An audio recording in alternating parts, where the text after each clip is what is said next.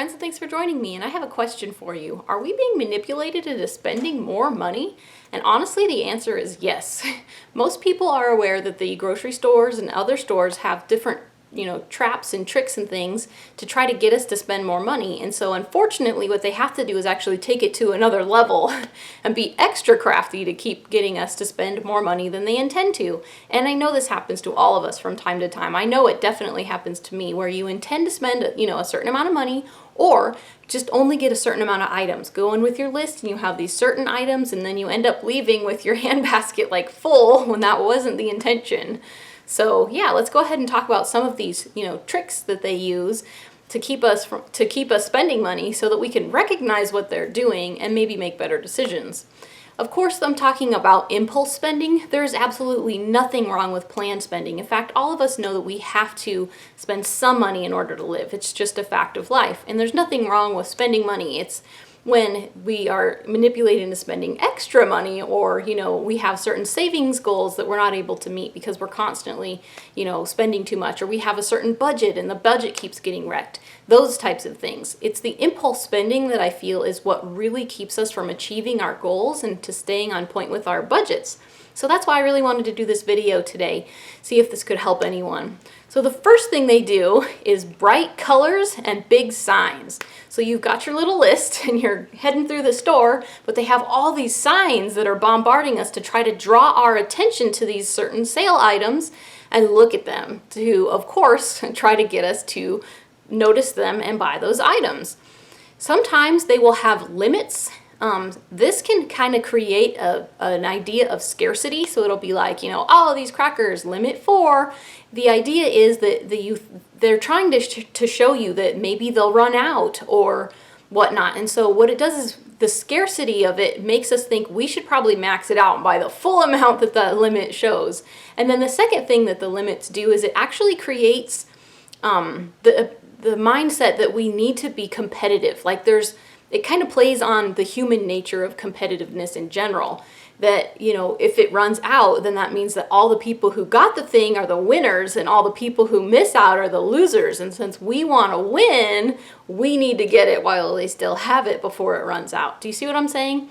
So setting limits can actually cause people to want to buy more of something, or even buy something that they weren't intending to in the first place, so that they can be the people who win and get the item. They put a lot of the items that we need really far apart. So again, going back to that shopping list, we'll have a few things on it, apples and bread and, maybe milk or something like that. And all of those departments are really far apart. So we go into one and we have to walk all the way across all the chips and cookies and crackers and all these things that don't usually make it on shopping lists because they're not needed items before we actually get to the next department of things we get. And of course, they have those bright colored signs bombarding us the entire way. So yes, this definitely is a tactic that they use to keep us looking at more of the items to try to trick us into getting more things. Just because something is on sale does not necessarily mean that it's a good deal.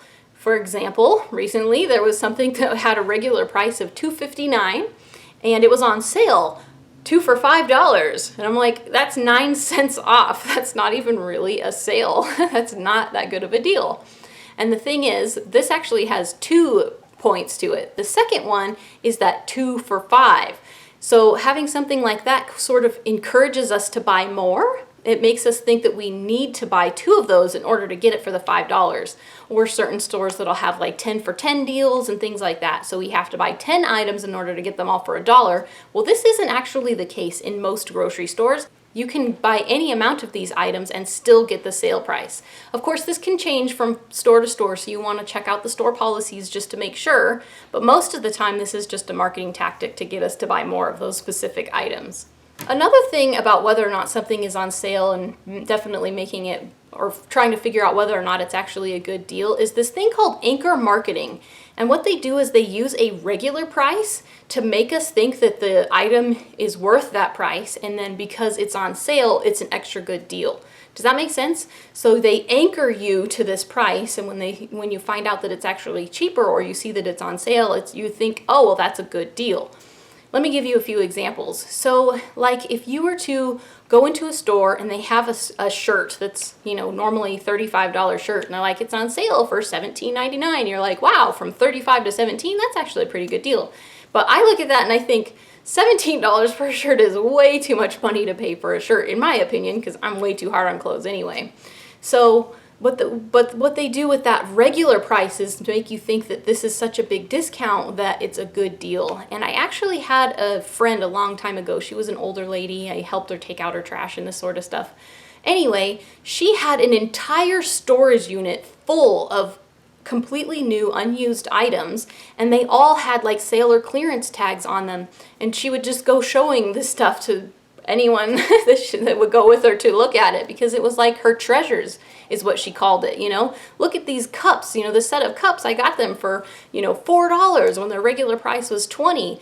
But the thing is, all of these items that she had, and she had tons of stuff, clothes that didn't fit her or that weren't the sizes that she needed, shoes and things that weren't her sizes either, silverware, cups, all these different housewares, all these things that she didn't even really need. But she was anchored to those prices, those original prices, thinking that those things were an extra good deal because they were discounted so much from what their original price is. But the thing is, if an item isn't something that we need, it really doesn't matter how much it costs. It's not really a good deal to buy something that we don't need. So don't fall for the anchor marketing prices. Back to the grocery store thing, when there's products that have an accompaniment or something that's just, commonly sold with the item, they will put these together to make us, buy these higher priced items. Let me give you an example. So it's summer right now, and a lot of people are, going camping, or they'll, have fire pits in their backyard and things like that. And so people are making s'mores. So what they'll do is they'll put this on an end cap where they'll have name brand all of these items. And so you'll see it and you'll think, oh, well, this is easy, just get these items.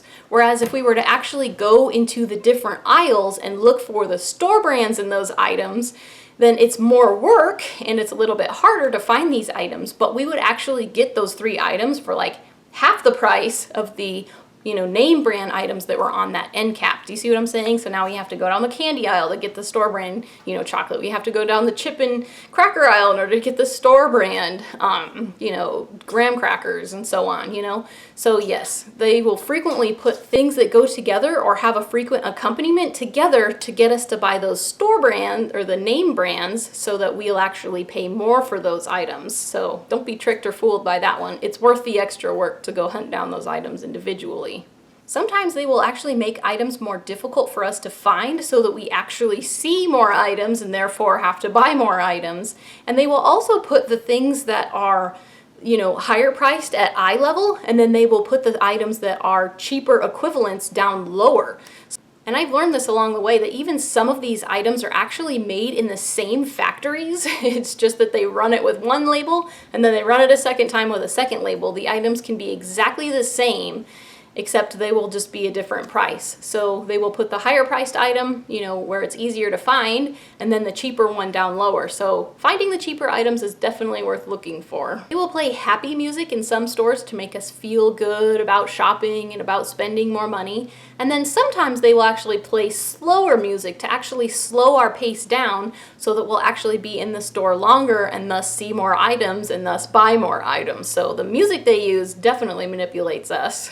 Speaking of the way that they make us feel, oftentimes they will actually use our emotions to get to us to spend more money. So they'll have a product and they'll put a picture of like a happy family on the front to make you think, oh, well, you'll be happy if you buy this product. Or they'll, have a picture of a parent and a child, and they look like really good parents to make you think that, if you're a good parent, you'll buy this product. These types of things. And so they'll play on our emotions because we want to be happy, we want to be good parents, and so therefore we should buy their products in order to do those things. And speaking of parents, items that are marketed to children, they will actually put these items down lower so that the kids, as they're walking along, that's at their eye level, they'll see them. It's low enough that they can actually pick it up, and then they go and pester their parents, mommy, can I have this, or whatever. And so again, we of course want to be good parents. We want to, make our children happy, and so a lot of times we'll give in to our children and give them the things that they ask for. So the way to beat this one is to go shopping without the kids for sure. Samples. Did you know that giving out samples actually makes people feel guilty if they don't buy the item? So oftentimes when you take a sample, just realize that it's going to make you feel like you're guilted into buying it if you don't. Some people see right through this and like it's a tiny piece of this or that, it doesn't really matter. But not always. There are a lot of people who do feel guilty when they don't buy the items. Big carts and baskets. The idea is that it makes us feel like our job as a shopper isn't done until this thing is full. So if we have our shopping list and we get to the end of it and we look at that list and say, no, we have everything on our list, even when our cart is only half full, we can confidently go to the register and think, oh, well, we have everything we need. Whereas when we go without a list, what will frequently happen is we'll see the cart and we'll think, we can't be done. This looks too empty. We must be forgetting something is what it does. And so yes, making the bigger carts and baskets actually tricks us into buying more. The pre-made foods in the front, because they know that shoppers who are hungry or in a hurry or are tired from their workday will actually spend more on items. They will buy the pre-cooked chicken, they'll buy the pre-cut, fruits, they'll buy the pre-washed vegetables, these types of things. And so they put those in the very front, where as soon as you walk in, have you noticed that? The rotisserie chickens are right in the front door right as you first walk in. And that's why they're, playing on the people that will be in a hurry or are hungry and need something quick, just to get in and out of the store as quickly as possible. So it's better to shop when we're not hungry, in a hurry, or tired. Furniture stores and other types of stores like malls. Have you ever noticed how confusing and disorganized they seem to be? This is a real thing. It's called the Gruen effect. And what it is basically just a confusing layout, things that make you feel disoriented or lost, or even, causes you to get separated from other people. And then what you do is you don't want to be the person who's just looking totally dazed and confused, looking around, trying to figure out where we're at. What we do is we look at things as we're trying to find our way back to that person, back to the exit, that sort of thing. And we'll see other things, we'll find things that we weren't there for, and then we'll buy things that we weren't intending to buy. So those sorts of things. That's a real thing, and I hate the furniture stores for this. There are certain stores, maybe some certain popular Swedish furniture stores, or even some really popular American furniture stores that do this. So hopefully this video was helpful to you. I know a lot of these tactics, some of them I already knew, and others were very new to me, so I felt like this was really helpful to me to sort of recognize the stuff that's going on and the tricks that the stores are using so that we can help make good decisions. So hopefully this video was helpful to you, and I hope to see you next time. I'm Frugal Green Girl, and we'll see you.